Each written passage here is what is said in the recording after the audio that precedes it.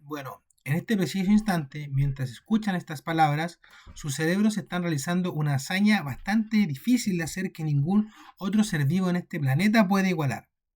Miren, existen vibraciones en el aire, que son ondas de presión que golpean nuestros tímpanos y de alguna manera bastante extraordinaria, estas vibraciones se convierten en significado, en ideas, en imágenes mentales. Y lo más asombroso es que probablemente ya estén anticipando dónde voy con esto. El cerebro no solo decodifica el mensaje, sino que también lo predice. Eso, esa capacidad predictiva, esa comprensión instantánea, eso es lenguaje. Y hoy vamos a hacernos una pregunta que ha fascinado a psicólogos, filósofos, científicos, poetas durante muchísimos años, de hecho durante casi milenios en caso de la filosofía, que es ¿cómo llegamos aquí? ¿Cómo pasamos de ser primates que gruñían a ser la especie que escribe poesía, que debate filosofía, que puede bromear, consolar, enamorar, incluso mentir, todo mediante las palabras? Es esta la historia de la evolución del lenguaje humano. Y les adelanto algo, no tiene un final muy cerrado que digamos, ya que existen muchos misterios que se siguen investigando. Muy bien, en cuanto al lenguaje como arquitectura de la mente y civilización, si nosotros observamos este diagrama, el lenguaje está en el centro y de él emergen tres dimensiones que son fundamentales. La cohesión social, la transmisión cultural y también la individual. ¿Qué es esto? Esto nos dice algo como que el lenguaje no es simplemente una herramienta de comunicación, es muchísimo más que eso.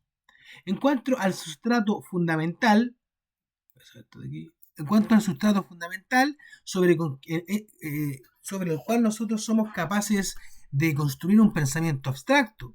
El lenguaje es una especie de tecnología que permite la transmisión de conocimiento entre generaciones. Es exactamente el pegamento invisible que hace posible la cooperación social a gran escala. Por ejemplo, piénsenlo así. Sin lenguaje, no habría ciencia, no habrían leyes, no habrían religiones organizadas, no existiría la universidad. Incluso este edificio en que estamos no existiría porque miles de personas pudieron coordinar sus acciones a través de planos, instrucciones y contratos. Todo eso hecho de palabras. Miren, como se dice aquí, entender cómo emergió esta capacidad nos permite iluminar aspectos fundamentales de la naturaleza humana.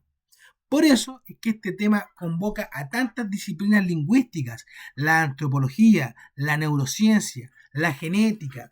Cómo comprender el lenguaje es comprendernos a nosotros mismos.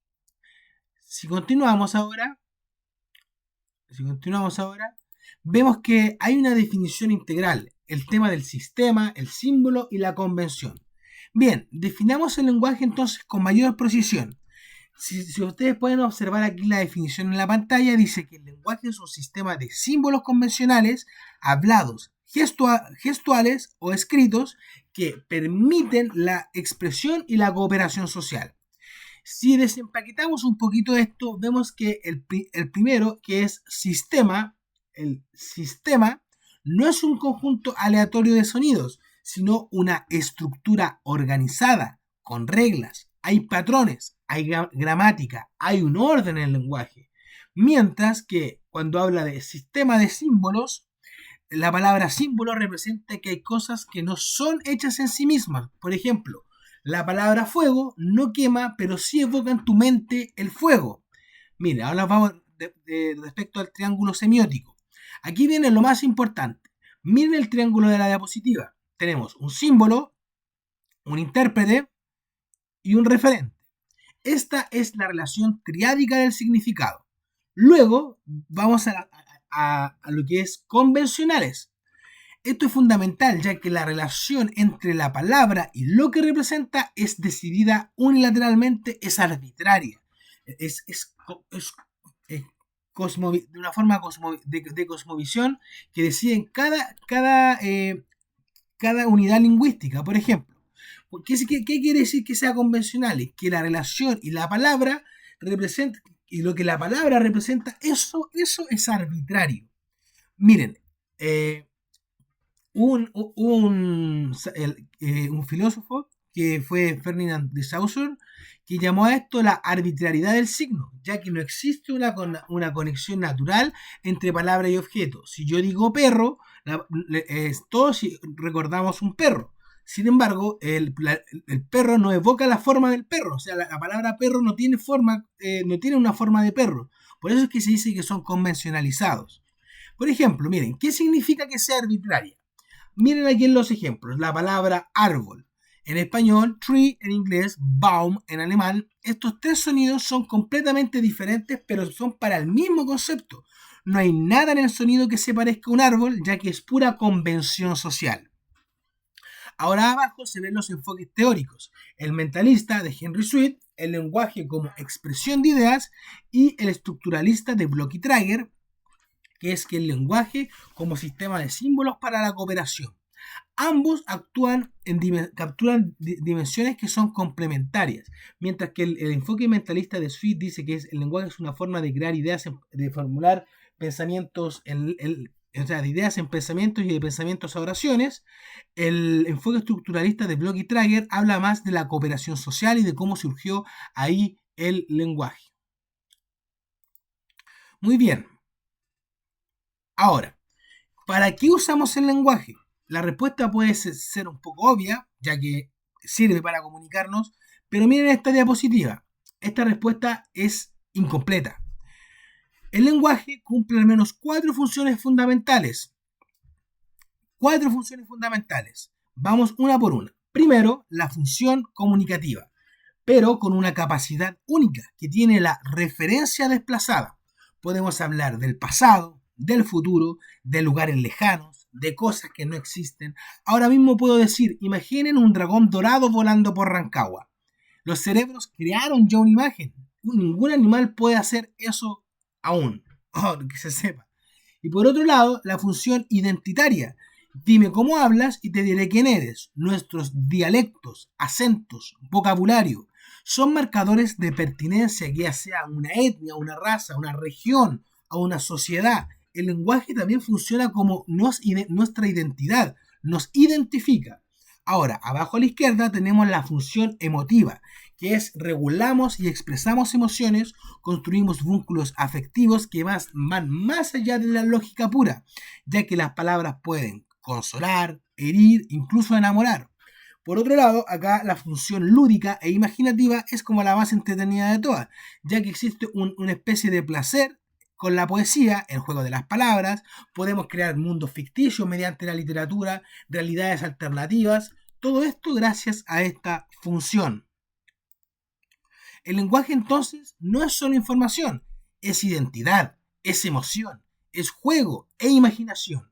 Muy bien ahora, cuando aquí dice el sello humano, las características distintivas del sistema, llegamos a una pregunta clave. ¿Qué tiene el lenguaje humano que no tenga la comunicación de otros animales? Acá se nos da la respuesta, que son 4 características distintivas.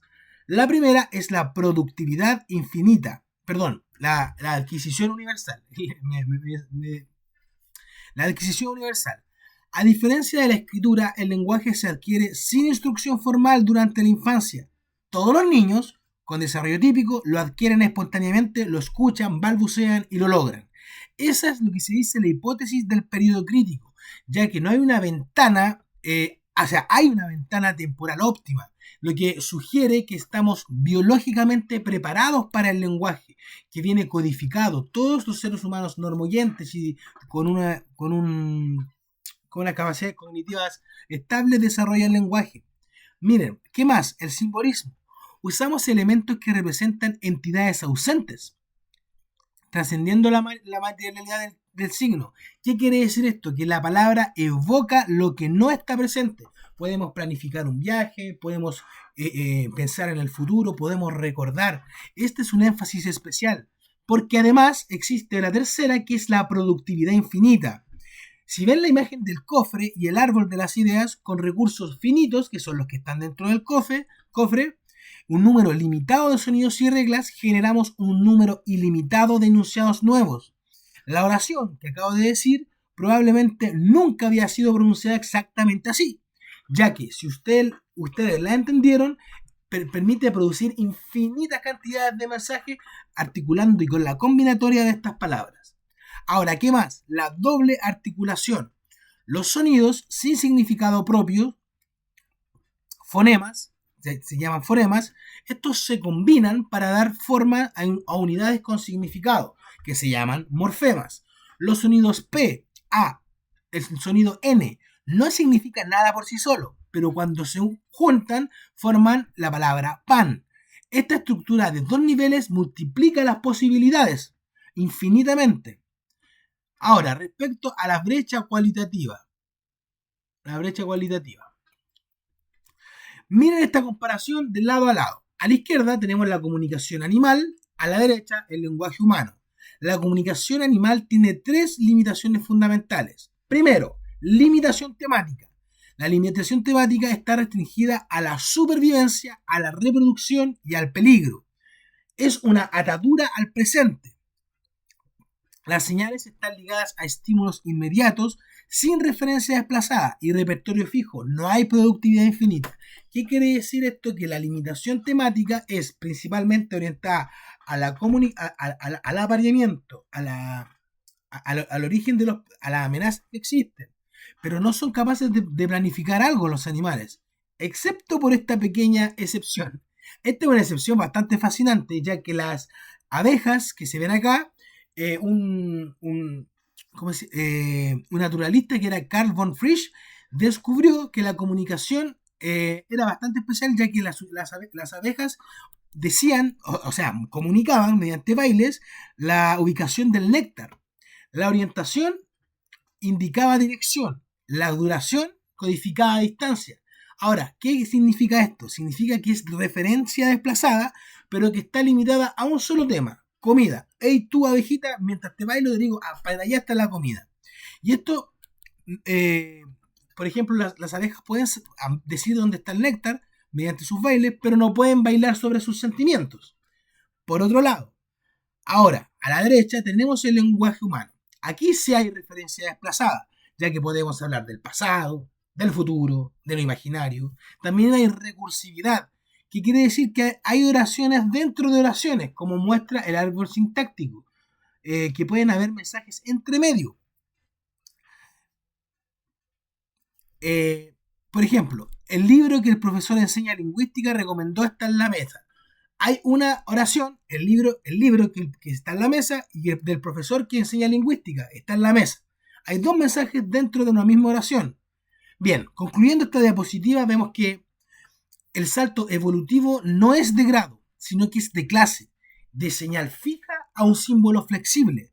Algo cruzó el umbral cualitativo de nuestra evolución.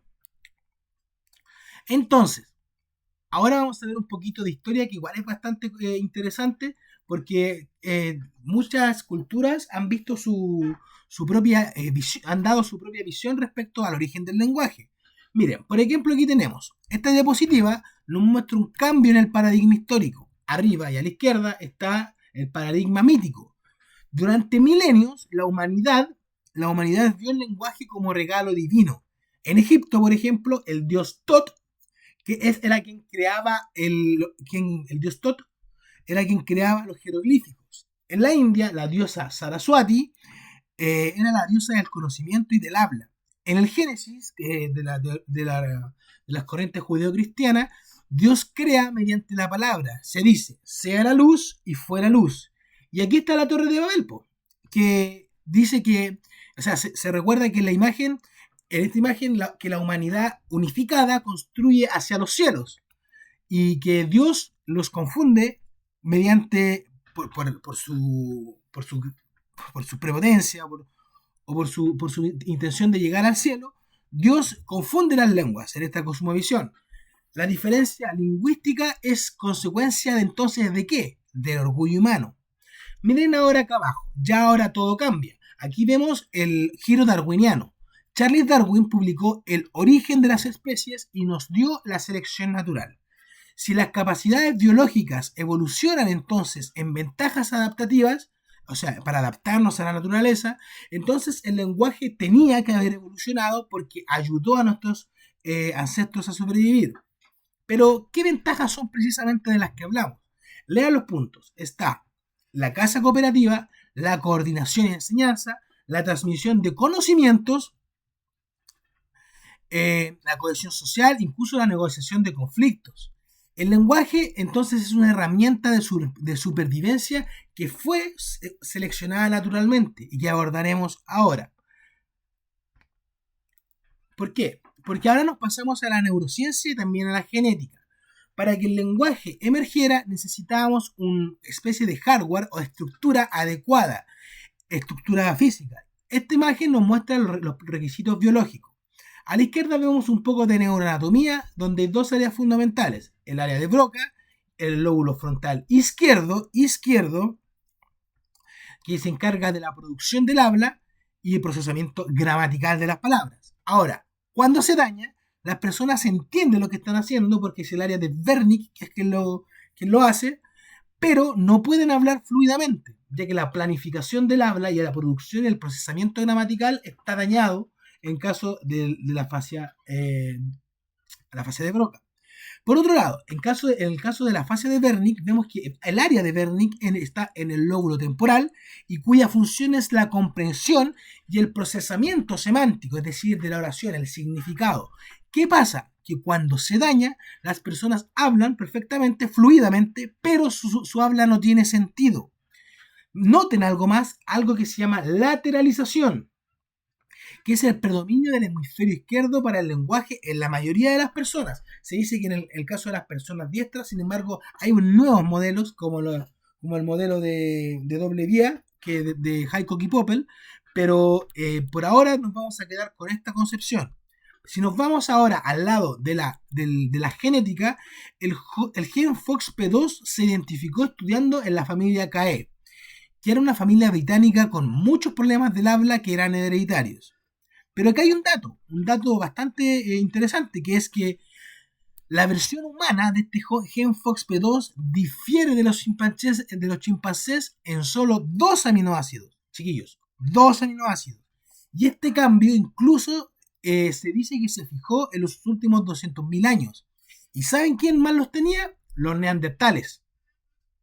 Los neandertales tenían la misma versión que nosotros. Eso quiere decir que pudo haber dado un momento evolutivo donde el neandertal se comunicaba durante el lenguaje. La evidencia está aproximando que pudo haber sido así. Ahora, el cerebro no basta. Necesitamos un instrumento físico y otro cognitivo. Si nos vamos ahora a la izquierda, vemos que el instrumento, que es el tracto vocal, que comparte el chimpancé y el humano, nosotros tenemos la laringe más descendida. Esto crea una cámara de resonancia que permite vocales que son distintivas, pero tiene un costo evolutivo bastante mayor, ya que es el riesgo de asfixia. Entonces, ¿qué pasó con la evolución? Pues la evolución aceptó este riesgo, eso dice mucho sobre el valor del habla, pero además existen otras pruebas, o sea, otras modificaciones, que es el caso del hueso hyoides. El hueso hyoides, que se menciona acá abajito, proporciona el anclaje que es muscular para la lengua y también para la laringe. Ahora, respecto a la derecha, acá donde dice software social, tenemos 3 capacidades que son cruciales, que vienen a través de la cognición, que es la intencionalidad compartida o capacidad de elaborar metas conjuntas, que es la atención conjunta, que pueden, por ejemplo, si miramos este diagrama, hay 2 personas y un triángulo. Coordinar la atención hacia un tercero es también característica de este software social. Y finalmente la teoría de la mente, que nos permite comprender que otros tienen creencias diferentes o, por ejemplo, solamente viendo en el rostro de una persona, uno puede saber qué ánimo trae. Sin estas capacidades el lenguaje no podría funcionar, ya que comunicarse requiere inferir qué se sabe y qué quiere el otro. Bien, ahora, llegamos a la gran pregunta. ¿Cómo empezó todo esto? Esta diapositiva presenta las 2 hipótesis que se plantean como rivales. A la izquierda, la hipótesis gestual. El lenguaje nació con las manos, dice. La evidencia es sugerente. Los simios tienen mejor control voluntario de gestos que de voces. Las neuronas espejo que tienen estos animales conectan la observación y la ejecución de acciones que son manuales. Y en caso de los bebés humanos se utilizan como argumento para esta hipótesis, ya que el señalar objetos, precede al habla, es antes que el habla. En cuanto que al paso a lo vocal, habría liberado las manos entonces, es para poder usar herramientas. O sea que mediante la gestualidad se empezó a desarrollar el lenguaje para evitar comunicación gestual y hacerlo mediante la voz. Por otro lado está la hipótesis vocal o musical, que aquí se dice que evolucionamos desde vocalizaciones emocionales o cantos complejos. Primero expresiones holísticas con contenido emocional, luego en segmentación de unidades con significado referencial. ¿Qué quiere decir esto? Que el desafío de esta hipótesis es explicar cómo los sonidos emocionales se volvieron precisamente decididos o arbitrarios y referenciales. Acá dice que a partir del canto empezaron a haber vocalizaciones. Ahora, ¿cuál es la correcta? Quizá ninguna, quizá las dos, quizás ambas contribuyeron. La verdad es que no se sabe aún con certeza, por eso es que al principio les aseguraba que habrían misterios en este camino que estamos dando, en esta diapositiva. Ahora, diapositiva 11, el motor social.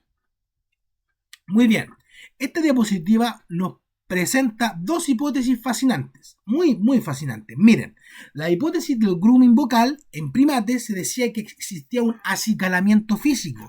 Esto consistía simplemente en quitarse las pulgas, y así se formaban vínculos sociales. Pero cuando los grupos humanos crecieron, ya no había el tiempo suficiente para que todos se acicalaran. Entonces, el lenguaje emerge como un acicalamiento a distancia. El chismear, la charla social serían equivalentes funcionalmente a lo que significaba quitarse las pulgas. Miren, eso es lo que significaba, que ahora hay un grooming social que no requiere sacarse los piojos, sino a través o sacarse las pulgas, sino que requiere, se utilizan herramientas como chismear, que aumentan la cohesión social según algunas evidencias. Ahora, respecto a la protolengua, que era la hipótesis de Derek Britton, aquí se dice que hay un estado intermedio. Es decir, el léxico sin gramática, que es es como el estilo Tarzán. Aquí se dice como el estilo Tarzán. Por ejemplo, decir yo, hambre, comida, allá. Se entiende, ¿cierto? Hay un vocabulario simbólico, pero sin una estructura sintáctica fija. La gramática emerge después, como herramienta de organización cuando ya el léxico se hizo demasiado grande. Aparecieron muchas palabras. Miren, seguimos a la siguiente diapositiva. Vemos ahora que aquí llegamos a una paradoja muy, muy, muy, muy, muy linda, que es que el lenguaje es simultáneamente tanto biológico como cultural. Ahí a la izquierda, nuevamente, vemos como la evolución cultural es acumulativa, ya que el lenguaje no se reinventa, sino que se hereda y se perfecciona, también evoluciona. Por ejemplo, los niños reconstruyen la gramática de la generación anterior y la van cambiando, pero es la pobreza de estímulos, reciben un input que es imperfecto, una entrada imperfecta, pero luego terminan construyendo frases gramaticales que son ordenadas y perfectas, como en el caso de adquirir el habla. Por ejemplo, ahora acá en el centro habla de la diversidad y del cambio. Las lenguas divergen, cambian y mueren como organismos vivos. ¿Qué dato importante hay? Que del 6000 al 7000 hay lenguas que existen hoy, hay 6.000 a 7.000 lenguas que existen hoy en el mundo diferentes. Si nos vamos ahora a la imagen de la derecha, vemos que la búsqueda de la lengua madre, la lingüística histórica, puede rastrear familias como el indoeuropeo hasta hace 6.000, 10.000 años. Más allá de eso, el rastro empieza a borrarse. Ahora, ¿cuál es el tema? ¿Hubo una lengua madre única? Eso es una pregunta abierta.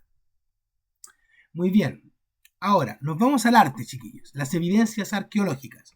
El problema aquí arqueológico es claro, el lenguaje no fosiliza.